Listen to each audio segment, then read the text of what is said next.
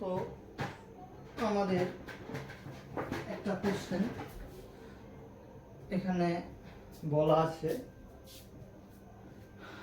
তো আমি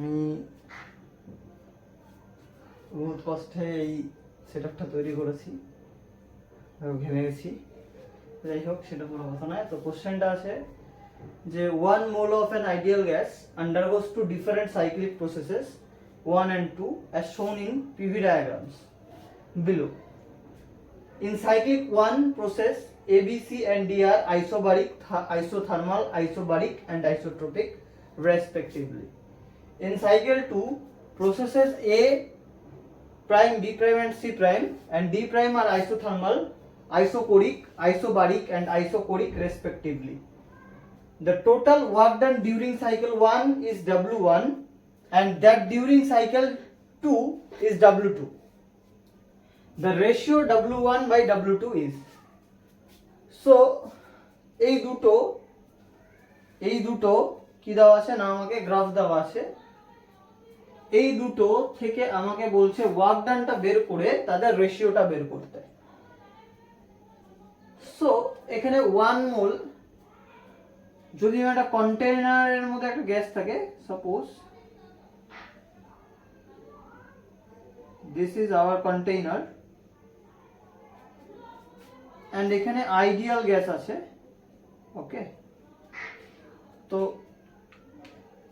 এই গ্রাফটা থেকে দেখা যাচ্ছে এ বি সি ডি একটা সাইক্লিক প্রসেস। সিমিলার এই গ্রাফ থেকে দেখা যাচ্ছে A prime, B prime, C prime and D prime একটা সাইক্লিক প্রসেস। তো এই যে ডায়াগ্রামটা আছে, এই ডায়াগ্রামগুলো, ধরো কোনো একটা গ্যাস আছে একটা কন্টেইনারে, তো কি হচ্ছে, ধরো এই গ্যাসটা ফার্স্টে কি দেওয়া আছে, দেখো 4p0 আছে, তার মানে এর মধ্যে যে গ্যাসটা আছে তার ইনিশিয়ালি 4p0 প্রেসার আছে এন্ড ভলিউম আছে v0। তো এই হচ্ছে 1 mole of an ideal gas. তো আইডিয়াল গ্যাস কি হচ্ছে, আইডিয়াল গ্যাস PV nRT, এই সমীকরণটা মেনে চল, সেটা আমরা খুব ভালো মতো জানি।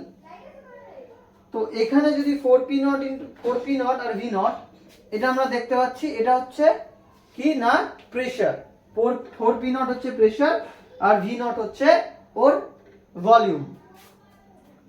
অ্যাট ফার্স্ট যেই এটা দেওয়া আছে, এ কি প্রসেস দেখাচ্ছে, এটা রিপ্রেজেন্ট করছে the process is isobaric process. The process is isobaric. কিন্তু দেখো আইসোবারিক হওয়া সত্ত্বেও এর যে ভলিউমটা আছে, ভলিউমটা কি হচ্ছে না ডিক্রিজ করছে, ইনক্রিজ করছে v0 থেকে 2v0 পর্যন্ত। তো দ্যাটস ওয়াই এটা যেহেতু একটা আইডিয়াল গ্যাস ইকুয়েশন, তো এখানে বয়েলসের সূত্র অনুযায়ী আমরা কি জানি যে যদি টেম্পারেচার কনস্ট্যান্ট থাকে, যদি if the temperature is constant, then I say that when volume is increased the pressure is decreases, okay. So এখানে দেখতে পাচ্ছি আমরা the volume is increases but the pressure is constant. So here the temperature also should be constant, not also should be not constant. Temperature will be increased, because the pressure is constant, the volume is increasing. কারণ যদি আমার volume বাড়ে, আমার পিভিটা তো constant, তাই না? পিভিটা হচ্ছে আমার কনস্ট্যান্ট, পিভিটা কি হচ্ছে কনস্ট্যান্ট হচ্ছে। এবার তার জন্য পিভিটা যদি কনস্ট্যান্ট হতে হয়, যদি আমার ভলিউম বাড়ে, পি কনস্ট্যান্ট থাকে, তাহলে অবশ্যই আমার টেম্পারেচারটাকে বাড়তে হবে, তাহলে অবশ্যই আমার টেম্পারেচারটা বাড়তে হবে। তো এবার যদি আমি এই পোর্শনটাকে হিট করি, হিট দিলে কি হবে, তার টেম্পারেচার গেইন হবে। এবার টেম্পারেচার যখন গেইন হবে তখন ব্যাপারটা কি দাঁড়াবে না, যে আমার পিভিটা কনস্ট্যান্ট থাকবে। এটা যখন আমি হিট করছি সেটা ভলিউমটা কিছুটা যদি বাড়ে, তাহলে দেখো আমার পিটা কনস্ট্যান্ট আছে 4p নট v নট। ঠিক আছে, তো এইবার দেখো যদি আমি ওয়ার্ক ডান বের করতে চাই তাহলে এখানে কি হচ্ছে, ভলিউম কিছুটা বাড়ছে, লেন্থে কিছুটা বাড়ছে, ডিএল ধরে নিলাম, এটুক ভলিউমটা বাড়ছে। তো এই যে লেন্থের চেঞ্জটা, এটা আমি ডিএল বলে নিলাম। এবং এগুলো কি, এখানে যে গ্যাসগুলো আছে সেই গ্যাসগুলো কি করবে, গ্যাস মলিকুলস গুলো এই কন্টেইনারের এরিয়ার উপর একটা ফোর্স ক্রিয়েট করবে। সেই ফোর্সটা কি হবে, del P into delta A. এবার এই দুটোর গুণফল আমাকে কি দেবে না, ওয়ার্ক ডান দেবে। ওয়ার্ক ডান কি দেবে না, ইন্টিগ্রেশন, সরি ওয়ার্ক ডানটা পরে আসছি। তাহলে ওয়ার্ক ডানটা কি হবে, এফ ডট ডিএস আমরা জানি, তাই তো। তাহলে এখানে ফোর্সটা কি আছে, ফোর্সটা আছে পি ইন্টু ডেল্টা এ, আর ডিএসটা আছে আমার ডিএল। তাহলে এ ডট ডিএলটা আমাকে কি দেবে না, চেঞ্জ ইন ভলিউম। কি দেবে না, চেঞ্জ ইন ভলিউম দেবে। তো সেখান থেকে আমি ওয়ার্ক ডানটা বের করে ফেলতে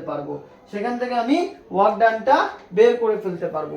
এখানে দেখবে একটা জিনিস, এখানে কিন্তু বলেছে যে ডিউরিং সাইকেল 1 ইজ W1। এই W1টা আমাকে স্পেসিফাই করে দেয়নি যে গ্যাসের দ্বারা কন্টেইনারের উপর না কন্টেইনারের দ্বারা গ্যাসের উপর। কিন্তু অ্যাজ ইউজুয়ালি যখন আমরা কি করি না,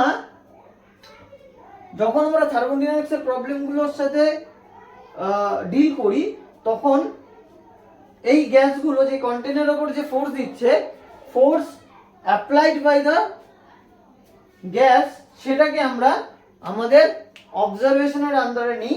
তার জন্য আমি দেখো কি করছি, W1টা আমি গ্যাসটা কন্টেইনারের উপর কি ফোর্স প্রয়োগ করছে সেটার উপর বেশি জোর দিচ্ছি।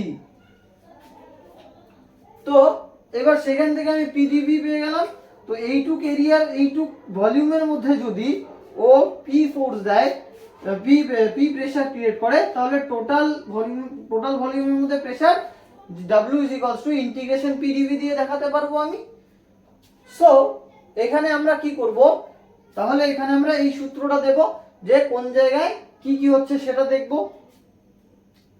তাই তো। তো এখানে দেখো কি হচ্ছে,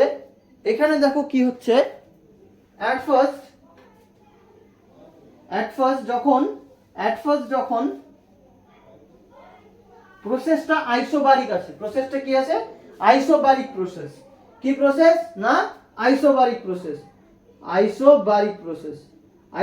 process mean del P is equals to 0, মানে তার কোনো প্রেসারের কোনো চেঞ্জ নেই, প্রেসারের কোনো চেঞ্জ নেই। তো আমি ডব্লিউটাকে রিপ্রেজেন্ট করতে পারি W is equals to integration PdV। তো পিটা বাইরে চলে আসবে আমার, কারণ পিটা কনস্ট্যান্ট, পিটা আইসোবারিক প্রসেসের ক্ষেত্রে পিটা কনস্ট্যান্ট। তো সেই জন্য আমি পিটাকে বাইরে নিয়ে চলে আসলাম। তো ইন্টিগ্রেশন করব আমি কিসের উপর, ডিভির উপর। তাহলে ডিভিটা কি হচ্ছে 2v0 থেকে v0, তাহলে আমি বলতে পারি p ইন্টু v0। তাহলে আমার পিটা কত আছে, পিটা আছে 4p0। তাহলে আমি এক্ষেত্রে পেয়ে গেলাম 4p0 v0। তো এই আইসোবারিক প্রসেসের ক্ষেত্রে যে ওয়ার্ক ডানটা দাঁড়াচ্ছে সেটা দাঁড়াচ্ছে 4p0 v0। ওকে, সো হয়ে গেল এই জায়গাটা। তো সেকেন্ড কেস যেটা আছে সেটা আমাকে বলে দেওয়ার কোনো প্রয়োজন ছিল না, তবুও আমি দেখেই বুঝতে পারছি এটা একটা আইসোথার্মাল প্রসেস বলতে আমি দেখে বুঝতে পারছি এটা অন্য কোনো প্রসেস হতে পারতো, কিন্তু বলে দেওয়াতে এটা সুবিধা হয়েছে। কিন্তু বাকিগুলো দেখো, বাকিগুলো কি আইসোবারিক, আইসোট্রপিক, এই জিনিসগুলো আমি এই ছবির থেকে সহজেই বুঝতে পারছি, তাই না। এই ছবি থেকে আমি সহজেই বুঝতে পারছি। যদি এইখানে আমি যে প্রেসার বা ভলিউমটাকে ডিফাইন করেছিলাম সেটা আমি গ্যাসটার একটা স্টেটকে ডিফাইন করেছিলাম। তো সেক্ষেত্রে যদি আমার প্রেসার বা ভলিউম চেঞ্জ হয়ে যায় তাহলে সেক্ষেত্রে গ্যাসটার কি হবে, গ্যাস মলিকিউলগুলোর স্টেটটা চেঞ্জ হয়ে যাবে, একটা স্টেট থেকে ও অন্য স্টেটে চলে যাবে। তো এইখানে প্রসেসটা দেখো আইসোথার্মাল প্রসেস। এবার আইসোথার্মাল প্রসেসে কি হয় সেটা আমরা খুব ভালো মতন জানি যে আইসোথার্মাল প্রসেসে হয় কি না, আমাদের টেম্পারেচার কনস্ট্যান্ট থাকে, টেম্পারেচার কি থাকে, কনস্ট্যান্ট থাকে। তো টেম্পারেচার যেহেতু কনস্ট্যান্ট থাকে সো এক্ষেত্রে দেখো, এক্ষেত্রে এইখান থেকে এই পর্যন্ত বলো, তাহলে ওর প্রেসারে ডিক্রিজ আসছে, প্রেসার ডিক্রিজ করছে আর ভলিউম, প্রেসার কি হচ্ছে, প্রেসার এখান থেকে এই পর্যন্ত প্রেসার ডিক্রিজ করছে কিন্তু ভলিউম বাড়ছে। ঠিক স্বাভাবিকভাবেই যে পিভি যদি কনস্ট্যান্ট থাকতে হয় তাহলে যেহেতু এখানে টিও কনস্ট্যান্ট আছে তো স্বাভাবিকভাবেই আমার পিটা বাড়লে ভিটাকে কমতে হবে বা পিটা কমলে ভিটাকে বাড়তে হবে। তাহলে আইডিয়াল গ্যাসের ক্ষেত্রে আমার এটা প্রযোজ্য হচ্ছে। তো সেক্ষেত্রে আমি এখন যদি আমি ফর্মুলাটা লাগাই যে W is equals to integration P dV, এখানে কিন্তু পিটা কিন্তু কনস্ট্যান্ট নয় বা ভিটাও কিন্তু কনস্ট্যান্ট নয়, কিন্তু পিভির মধ্যে একটা রিলেশন আছে, PV is equals to nRT, তাই তো? PV is equals to nRT আছে। তো পিভি যেহেতু এনআরটি আছে তাহলে পি এর মানটা আমি এনআরটি বাই ভি লিখতে পারি। তো পি এর জায়গায় আমি যদি ইন্টিগ্রেশন করে এনআরটি বাই ভি লিখে দিই তাহলে আমার ডিভি হয়ে গেল। তো এন কনস্ট্যান্ট, আর কনস্ট্যান্ট, টি কনস্ট্যান্ট, তাহলে এনআরটিটাকে আমি বাইরে নিয়ে চলে আসলাম, তাহলে 1/v ডিভি হয়ে গেল। তাহলে এটার ইন্টিগ্রেশন আমরা কি জানি, W is equals to nRT ln V. তো লন ভি কোথা থেকে কোন পর্যন্ত ভ্যারি করছে, ভিটা ভ্যারি করছে আমার 2v নট থেকে 4v নটের, 2v নট থেকে 4v নট পর্যন্ত আমার ভিটা ভ্যারি করছে। তো এখানে দেখো তাহলে আমি পেয়ে যাচ্ছি nRT 4v nought by 2v nought, তাই তো? সরি,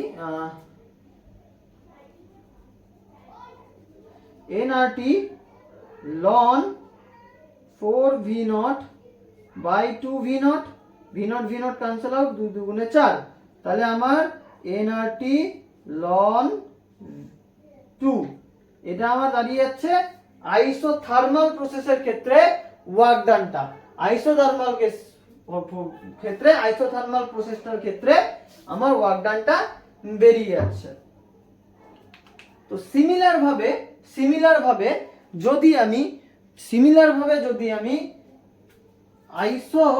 পরের আইসোবারিকটা ক্যালকুলেশনের মধ্যে আনি তাহলে দেখো, তাহলে আমার চলে আসবে W is equals to integration P dV. এক্ষেত্রে আমার পি কনস্ট্যান্ট আছে, তাহলে পিটাকে আমি বাইরে নিয়ে চলে আসি, যেটা আমার 2p নট, আর ডিভিটা কি আছে, ডিভিটা আমার কি আসছে 4v নট থেকে v নট, তাই তো? 4v নট থেকে v নটের দিকে, তার মানে -3v নট, তাহলে হয়ে যাবে -3v নট, তাই তো? ফাইনাল মাইনাস ইনিশিয়াল, তাহলে এখানে আমার হচ্ছে -6p নট v নট। ঠিক আছে? এই প্রসেসের ক্ষেত্রে আমার ওয়ার্ক ডান দাঁড়িয়ে যাচ্ছে 6p not into v not. Similar ভাবে যদি আমি W এই আইসোকোরিক প্রসেসের ক্ষেত্রে দেখি তাহলে আইসোকোরিক প্রসেসের ক্ষেত্রে আমার ডিভি তো 0, তাহলে ওয়ার্ক ডানও আমার 0 দাঁড়াবে। তাহলে টোটাল ওয়ার্ক ডান আমার কি হবে, সবগুলোর জন্য সাম করে দিলেই আমার টোটাল ওয়ার্ক ডান বেরিয়ে যাবে। এবার সেম এইটার ক্ষেত্রেও তুমি করতে পারো, করে এটার ক্ষেত্রেও করে তুমি দুটোর ওয়ার্ক ডানকে যদি রেশিও করে দাও, তুমি W1/W2 তার রেশিওটা পেয়ে যাবে। তো এই হচ্ছে আজকের প্রবলেম। তো এটাও যেই মেইন 2023-এর কোশ্চেন, কারণ একটা কন্টেনারের মধ্যে যখন কোনো গ্যাসকে আমি রাখবো, সেই গ্যাসের স্টেটকে ডিফাইন করব যখন, তখন আমার একটা নির্দিষ্ট একটা প্রেসার যখন ক্রিয়েট হচ্ছে তার একটা ভলিউম থাকবে এবং টেম্পারেচার থাকবে। তো সেগুলোকে নিয়ে, সেগুলো যদি আমার জানা থাকে তাহলে আমি গ্যাসটার সম্বন্ধে জানতে পারবো। গ্যাসটার একটা স্টেটকে আমি ডিফাইন করছি, কিন্তু যখন ওর প্রেসার বা ভলিউম বা কিছুতে একটা চেঞ্জ চলে আসছে, তাহলে সে অন্য একটা স্টেটে চলে যাচ্ছে। তো এই ক্ষেত্রে ওয়ার্ক ডান যেগুলো আসলো সেগুলোকে আমি সাম অফ করতে পারবো। প্রথম ক্ষেত্রে যেটা আসলো, কত এসেছিল? প্রথম ক্ষেত্রে এসেছিল 4P0V0, তাই তো? দ্বিতীয় ক্ষেত্রে যেটা আসলো সেটা হচ্ছে প্লাস nRT ln 2,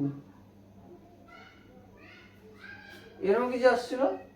পরের আইটা কি আসছিল? ln 2 এর একটা ভ্যালু আছে, তাহলে PV nRT আমরা জানি, ঠিক আছে? তো সেই জায়গায় পুট করে দিলে আমার এখানে, তাহলে এখানে চলে আসছে -6P0V0, তাহলে 6 থেকে 4 গেলে -2P0V0। সিমিলার ভাবে এখানে ln 2 এর মান বোধহয় 1 চলে আসবে, আর এখানে হচ্ছে nRT এর মান প্লাস P0V0 বোধহয় চলে আসবে। তাহলে nRT, তো তাহলে এখান থেকে 3P0V0 এমন কিছু চলে আসবে, সো এইভাবে অঙ্কটা পরেরটাও তুমি করে তাদের মধ্যে রেশিওটা বের করে নিতে পারবে। তো এই হচ্ছে আমার অঙ্ক, ঠিক আছে? সো ঠিক আছে, আজকে এই পর্যন্ত থাক। একটা ছোট অঙ্ক দিলাম, যেই মেইনের এসছে 2021 নাহলে 2023-এর কোশ্চেন হবে এটা যেই মেইনের। তো এটা ছোট্ট একটা রিভিউ দেওয়ার জন্য বা বোঝানোর জন্য ব্যাপারটাকে আমি বলে দিলাম।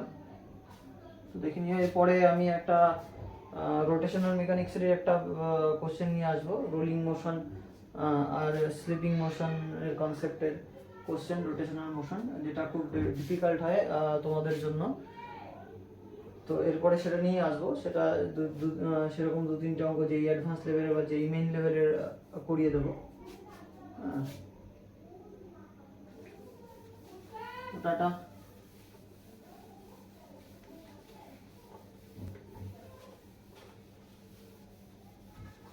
যদি একটু অসুবিধা হয় দেখতে,